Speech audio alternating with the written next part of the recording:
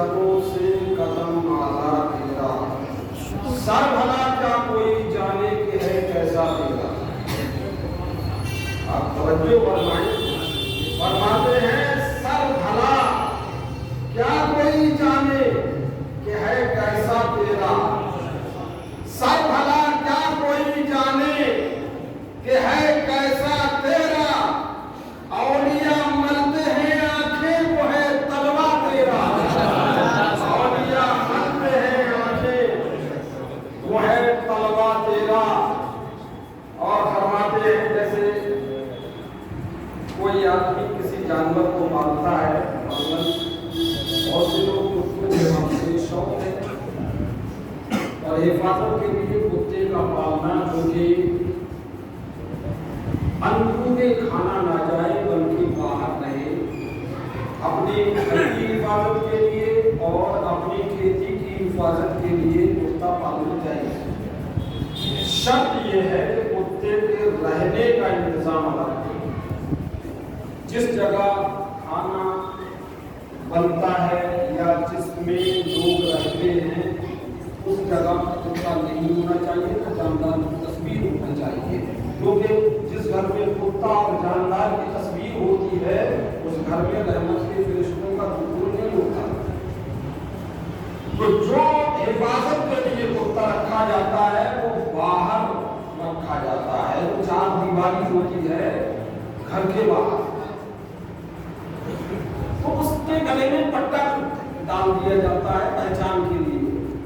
तो अब तो उसके गले में पट्टा है, अगर बाहर निकलता है तो उसको कोई मारने से डरता है कि ये फला चौधरी साहब का कुत्ता है, तो ये इसके गले में अलामत है, पट्टा पड़ा हुआ है उनके नाम का। आला हज़रत फरमाते हैं हम तो दरबारे गौसियत के कुत्ते हैं। फरमाते हैं कि हम दरबारे गौसियत के कुत्ते हैं, हमारे गले में गौसियत का पट्टा पड़ा हुआ है और जिसके गले में गौसे आजम का पट्टा पड़ा होगा उसे न दुनिया में कोई परेशानी है न आखिरत में कोई परेशानी है। क्योंकि गौसे आजम रहमतुल्लाह ताला अलैह अल्लाह के वो मकबूल तरीन बंदे हैं जिनकी मिसाल नहीं। अल्लाह तबारक व तआला ने उनको वो मर्तबा वो मकाम अता फरमाया है जिनको सरदार औलिया कहा जाता है, और ऐसे ही नहीं कहा जाता। आला हज़रत फरमाते हैं इस निशानी के जो शक है नहीं मानता, फरमाने कुत्ता इस निशानी के जो शक है नहीं मारे जाते, हश्र तक मेरे गले में रहे पट्टा तेरा, हश्र तक मेरे गले में रहे पट्टा तेरा। तू है वो गौस की हर गौस है शायदा तेरा, तू है वो गौस कि हर गौस है शायदा तेरा, तू है वो गैस कि हर गैस है प्यासा तेरा। और तेरी सरकार में लाता है रज़ा उसको शफी, तेरी सरकार में लाता है रज़ा उसको शफी, जो मेरा गौस है और लाडला बेटा तेरा, जो मेरा गौस है और लाडला बेटा तेरा। मैं बहुत थोड़ी सी मुख्तसर सी गुफ्तगू करूंगा। मैंने कुरान मुक़द्दस की बड़ी मशहूर सूरह बकरा की बड़ी मशहूर एक आयत के सिर्फ 2 लफ्ज़ तिलावत किए, आयत का एक टुकड़ा तिलावत किया। अल्लाह तबारक व तआला अपने मुक़द्दस कलाम के अंदर इरशाद फरमाता है फ़ज़कुरूनी अज़कुरुकुम, तुम मुझे याद करो मैं तुम्हारा चर्चा करूं। तुम मेरी माला जपो, तुम मेरे नाम का विर्द करो, तुम मेरा तज़किरा करो। रात के सन्नाटों में, दिन के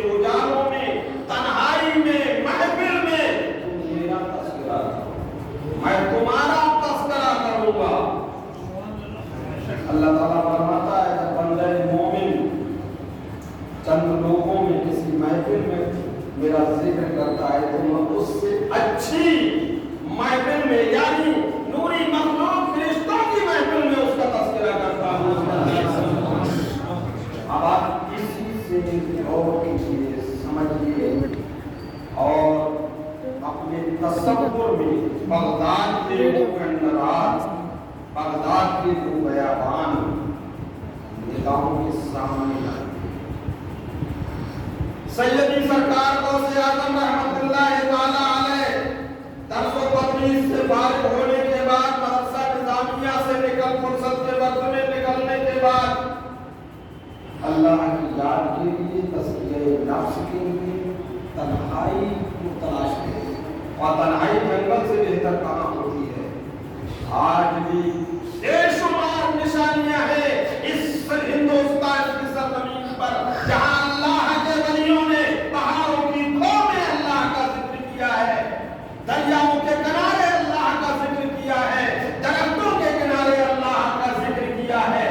آپ دیکھیے مہرولی شریف میں جانے کے بعد عاشق اللہ میں جائیں گے، حضرت بابا فرید گنج شکر کا جہاں آپ نے مراقبہ کیا، اللہ کا ذکر کیا، رات دن اللہ کی عبادت میں لگے رہے، وہ جگہ آج بھی شاہد عدل ہے کہ ایک اللہ والے نے اللہ کو راضی کرنے کے لیے، اللہ کا قرب پانے کے لیے پہاڑ کے ایک کونے کو اپنا مسکن بنا لیا اور رات دن اللہ اللہ اللہ کرتے رہے، اور پھر اللہ تبارک و تعالیٰ نے انہیں گنج شکر بنا۔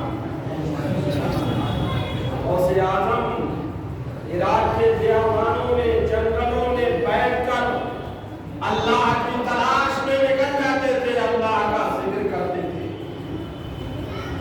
اللہ کا اس قدر آپ نے ذکر کیا ہے کہ آپ کو اولیاء کا سردار بنا دیا ہے۔ اللہ فرما رہا ہے کہ تم میرا تذکرہ کرو، تم میرا ذکر کرو، مجھے یاد کرو، میں تمہیں یاد کروں گا۔ تم میرا تذکرہ کرو گے، میں تمہارا چرچا کروں گا، اور میں تمہارا چرچا کروں گا، دنیا تمہارا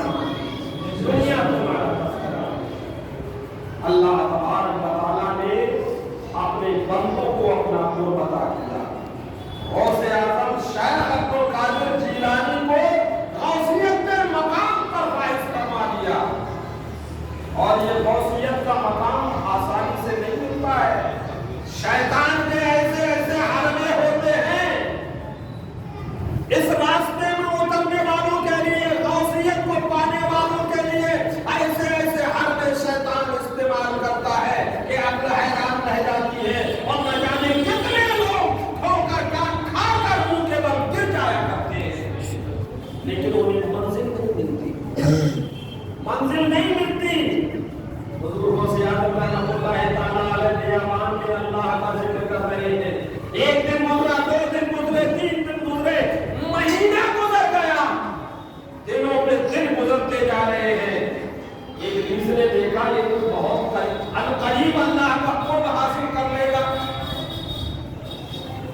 اللہ نے ابلیس کو پاور دی ہے اور اس کو مہلت دی ہے قیامت تک کے لیے جب بہکاتا رہے، لیکن یاد رکھنا، کان کھول کر سن لے، میرے بندوں پر تیرا زور نہیں چلے گا۔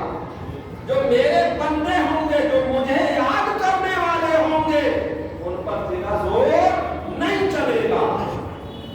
آیا آسمان کا ایک ٹکڑا نمودار ہوتا ہے، آپ اللہ کے ذکر میں منہمک تھے، اوپر نہ ادھر دیکھ رہے نہ ادھر دیکھ رہے، آنکھیں بند ہیں، دل لگا ہوا ہے اللہ کی طرف، زبان سے تسبیح کی آواز نکل رہی ہے۔ ابلیس بادل کے ٹکڑے اس شکل میں آتا ہے، تھوڑی دیر کے بعد اس بادل میں سے ایک تخت نمودار ہوتا ہے، اور اس پر نجیب کو ناتما ایک مدیشک اس شکل میں ابلیس بیٹھ جاتا ہے اور کہتا ہے تو قادر اب تجھے عبادت کرنے کی ضرورت نہیں ہے، ہم نے تیری عبادت قبول کر لی۔ غوث اعظم رحمۃ اللہ تعالیٰ علیہ سے فرمایا، اس نے اتنا کہا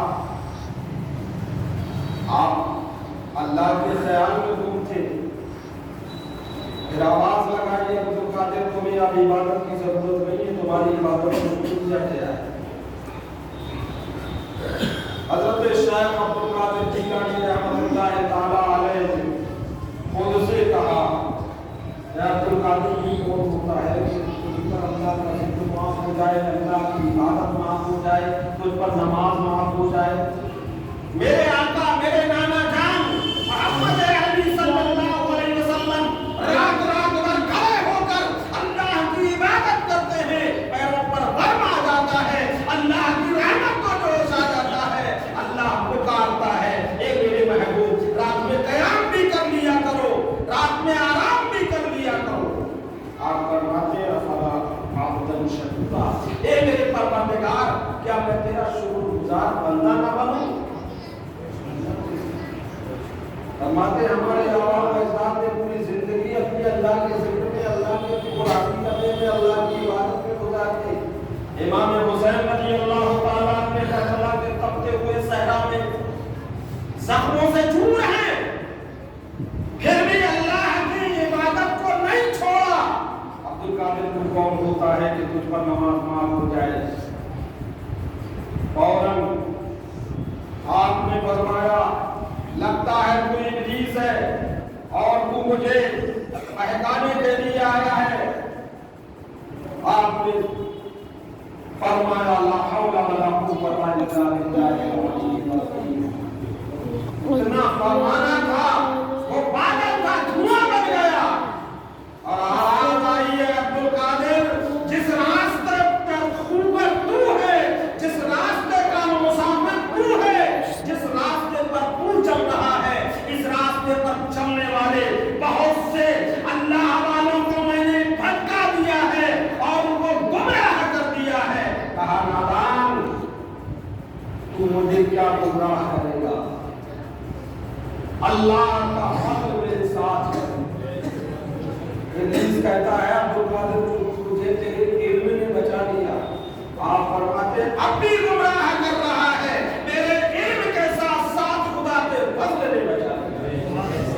अल्लाह फरमाता है फज़लूनी आदमी तो मेरा फैसला मैं तुम्हारा चर्चा करूं, तो मुझे याद करो मैं तुम्हें याद रखूंगा। ये परेशानियां मुसीबतें गुर्बत तंगदस्ती सारी खत्म हो जाएगी, उससे लौको लगाओ। इन औलियाए किराम से ये जो प्रोग्राम हम करते हैं, अल्लाह के इन औलिया से मोहब्बत करने वाले लोग हम इनको याद करते हैं।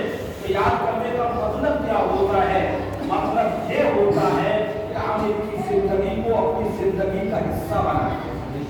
इन्होंने अल्लाह को राजी किया, अल्लाह की इबादत के जरिए, अल्लाह की इताअत के जरिए, रसूल अकरम सल्लल्लाहु अलैहि वसल्लम की इत्तबा और पैरवी के जरिए, फिर अल्लाह तबारक व तआला ने इनको ये मनासिब, ये मरातिब, ये मकामात अता फरमाए।